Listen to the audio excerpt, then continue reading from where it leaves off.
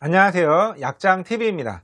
최근 3개월 동안 일주일에 3번 이상 잠이 안 왔다면 불면증으로 볼 수도 있는데요. 수면이 부족하면 낮에 일상생활에 지장을 받게 되고요. 낮에 졸리거나 피로, 집중 곤란, 감정 저하 등이 생길 수가 있습니다. 본 영상은 의학 교과서에 나와 있는 정식 불면증 해결 방법입니다. 잠이 안 오시면 이렇게 해보시기 바랍니다. 수면 위생 교육, 수면 자극 컨트롤. 졸릴 때만 침대에 눕습니다.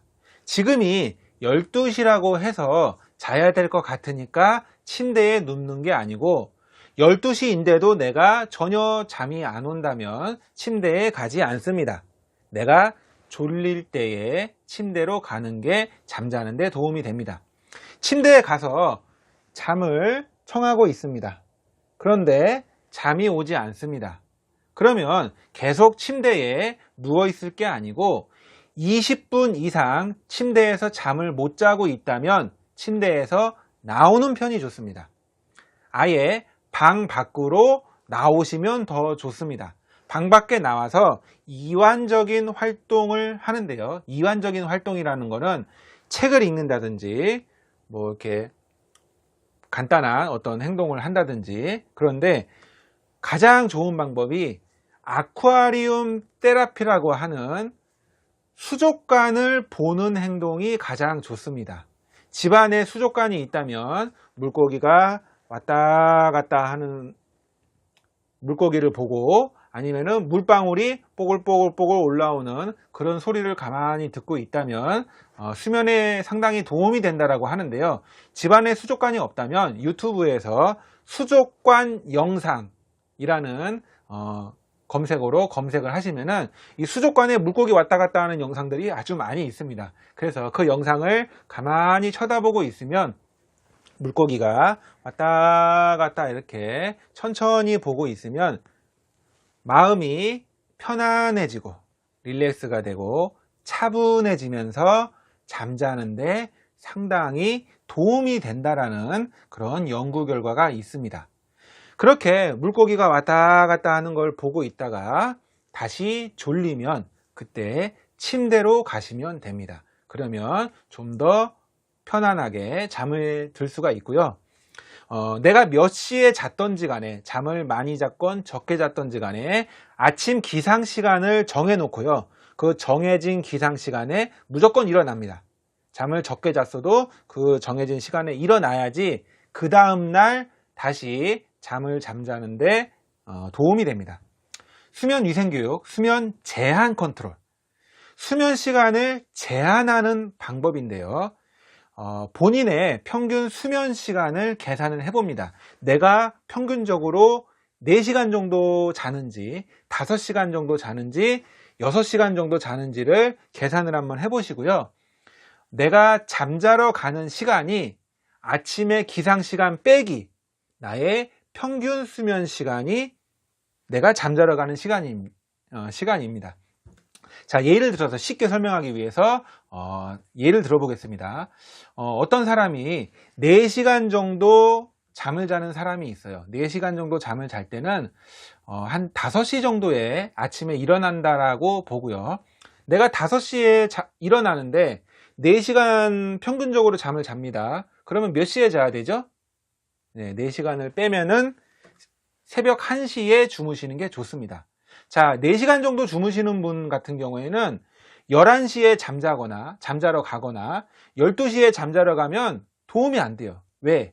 어차피 4시간 후에 깰 거기 때문에. 그러면 새벽에 너무 일찍 깨기 때문에 아예 그냥 1시 전에는 수면을 제한합니다. 아예 잠자러 가지도 마세요.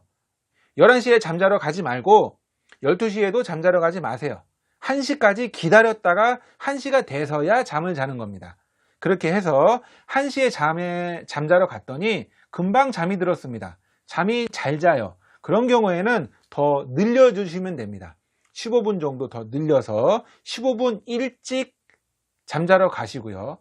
또 잠자는데 성공을 했습니다. 잘 잡니다. 그러면 또 15분을 앞으로 당겨서 12시 반에 잠자러 가셔도 됩니다. 그렇게 되면 토탈 한 4시간 30분을 이제 주무실 수가 있는 거죠. 이렇게 해서 점점 늘려서 이제는 12시 반에 잠자러 가서 기상시간 조금 늦춰서 5시 반에 일어납니다. 그렇게 되면 이제 5시간을 이제 주무실 수가 있는 상황입니다. 더 늘리는 거예요. 이게 잘 되면 더 늘려서 결과적으로 12시에 자서 6시에 일어나는 이런 생활 패턴을 정해서, 그래서 이제는 6시간을 잘 수도 있는 그런 상황이 될 수가 있겠습니다.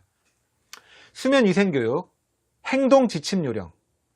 오후에는 커피를 마시지 않습니다. 특히 늦은 오후에 커피를 드시게 되면 밤에 잠자는데 영향이 있을 가능성이 높기 때문에 커피는 오후에는 드시지 않고요. 아침에 한 잔은 상관없습니다.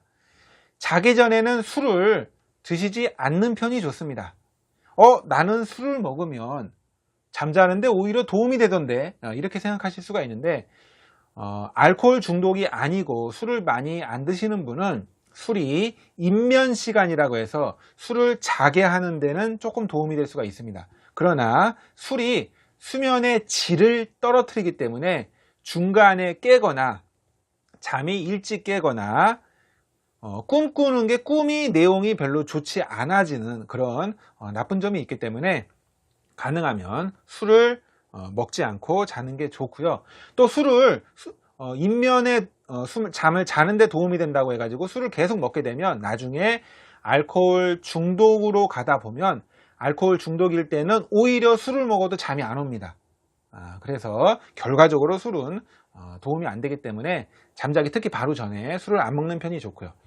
잠자기 바로 전에는 많은 음식을 먹지 않는 게 좋습니다.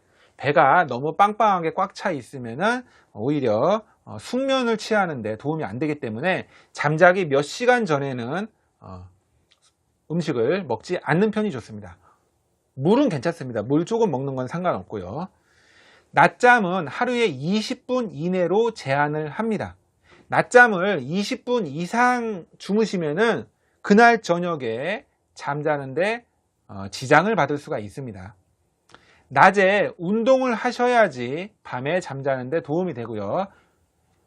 나는 잠이 안 온다, 불면증이 있다는데 운동 안 하시는 분들이 있어요. 낮에 꼭 운동을 하시는 게 좋고요.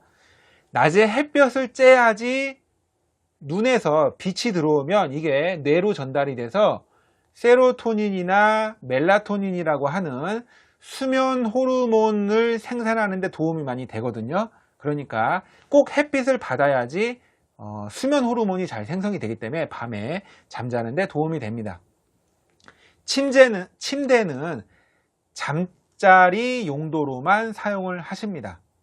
침대에서 TV를 보거나 음식을 먹거나 어떤 다른 여러 가지 행동들을 하시게 되면 침대가 잠자는 곳이 아니고 그냥 노는 곳이라고 우리가 뇌가 인식을 하기 때문에 우리의 머리가 침대는 잠자는 곳이다, 침대에 누우면 잔다, 이런 식으로 인식을 이렇게 딱 이렇게 잡히게 하기 위해서는 침대는 잠자는 용도로만 사용하시는 게 좋습니다. 잠자는 용도나 부부 생활이나 요 두 가지로만 사용하고 음식, TV 보기, 여러 가지 활동들 이런 거는 사용하지 않는 편이 좋습니다. 365일 취침 시간과 기상 시간을 일정하게 하시는 게 좋습니다.